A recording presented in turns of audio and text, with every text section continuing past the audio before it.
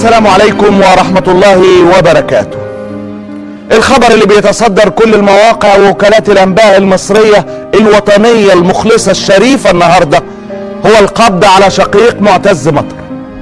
مباحث تنفيذ الأحكام بتلقي القبض على شقيق معتز مطر المذيع بالشرق الإخواني. قبضوا على أخوه اللي عليه 20 قضية، منها قضايا شيكات. الخبر اللي نزل بصيغة واحدة في كل المواقع بدون تغيير حرف ما اتغيرش، سطر على 20 قضية بتوع اخويا، وباقي الصفحة عن تاريخي الاسود والاحكام اللي حصلت عليها لان عايز اقلب نظام الحكم. انا لاول مرة النهاردة بكسر القاعدة الصارمة اللي الزمت بيها نفسي من الانقلاب العسكري، والاول مرة بس اسمحكم ان مقدمتي تكون لاسرتي اللي طول عمري ما كلمتكوش عنها، لان ببساطة بعتبرها زيها زي كل اسرة مصرية بتتعرض للظلم الفادح في ظل الانقلاب العسكري، ولاني برضه بعتبر الثمن اللي بتدفعه ثمن واجب السداد، زيها زي الاف الاسر المصرية او حتى اقل، زيها زي اسرة دكتور عصام سلطان، اسرة دكتور باسم عودة، اسرة علاء عبد الفتاح، اسرة ملك عدلي. اللي بيجري على الناس بيجري علينا، هي لله، احتسبناها لله، ما احناش احسن من حد، ما احناش احسن من اللي قدموا ارواحهم قربانا للحرية ونحتسبهم شهداء عند ربهم. خبر القبض على اخويا الحاجة الوحيدة اللي صحيحة فيه انه فعلا تم القبض عليه.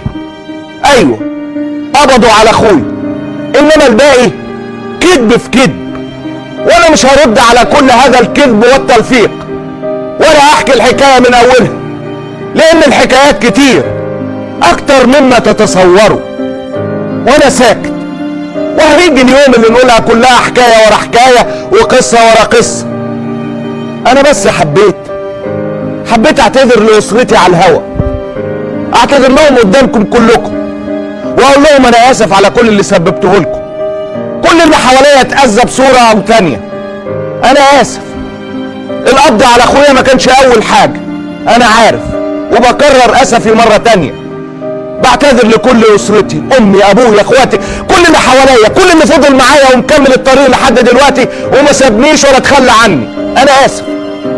انا اسف لكل هذه الاكاذيب والافتراءات والنهش في سمعتكم. كل اللي اتعرضتوا له كان بسببي، وانا عارف انه كتير قوي، لكن صدقوني وسامحوني، ما عنديش بديل. ما اقدرش اعيش عبد، والله ما اقدر اعيش عبد غير لله. بعتذر ليكم لاني مكمل حتى اخر نفس. بعتذر ليكم لان كل اللي حصل النهارده وقبل كده مش هيمنعني ان احنا نعلنها من جديد وباعلى صوت من قلوبنا وضمايرنا وعقولنا وارواحنا قبل ما نقولها بلساننا، ان ما حدث في مصر انقلاب، والسيسي سفاح، ويسقط حكم العسكر، ومصر لازم تتحرر. الله غالب، واشوفكم بعد الفاصل.